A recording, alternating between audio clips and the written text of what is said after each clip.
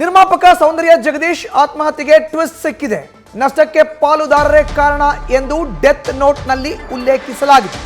ಇತ್ತೀಚೆಗಷ್ಟೇ ನಿರ್ಮಾಪಕ ಸೌಂದರ್ಯ ಜಗದೀಶ್ ಏನು ಆತ್ಮಹತ್ಯೆಗೆ ಶರಣಾಗಿದ್ರು, ಆ ಪ್ರಕರಣಕ್ಕೆ ಈಗ ಒಂದು ಟ್ವಿಸ್ಟ್ ಸಿಕ್ಕಿದೆ.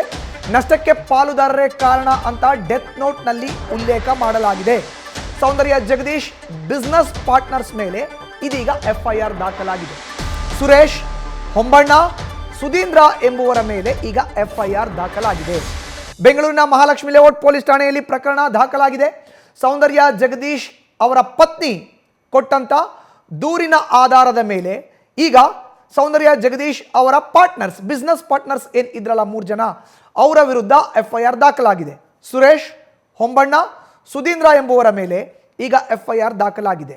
ನೇರವಾಗಿ ನನ್ನ ಬಿಸ್ನೆಸ್ನಲ್ಲಿ ಪಾರ್ಟ್ನರ್ಸ್ನಿಂದಲೇ ನನಗೆ ನಷ್ಟ ಆಗಿದೆ ಅಂತ ಡೆತ್ ನೋಟ್ನಲ್ಲಿ ಸೌಂದರ್ಯ ಕನ್ಸ್ಟ್ರಕ್ಷನ್ಸ್ ಮಾಲೀಕ ಸೌಂದರ್ಯ ಜಗದೀಶ್ ಅವರು ಬರೆದಿದ್ರು, ಉಲ್ಲೇಖಿಸಿದ್ರು. ಆ ಡೆತ್ ನೋಟ್ನ ಆಧಾರವಾಗಿ ಇಟ್ಕೊಂಡು ಸೌಂದರ್ಯ ಜಗದೀಶ್ ಅವರ ಪತ್ನಿ ಬೆಂಗಳೂರಿನ ಮಹಾಲಕ್ಷ್ಮಿ ಲೇಔಟ್ ಪೊಲೀಸ್ ಠಾಣೆಯಲ್ಲಿ ಒಂದು ದೂರನ್ನು ದಾಖಲಿಸಿದ್ರು.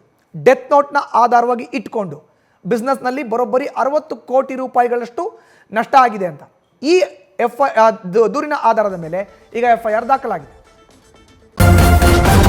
ನ್ಯೂಸ್ ಫಸ್ಟ್ ನಿರ್ಭೀತಿಯಿಂದ ನಿಮ್ಮ ಪರವಾಗಿ.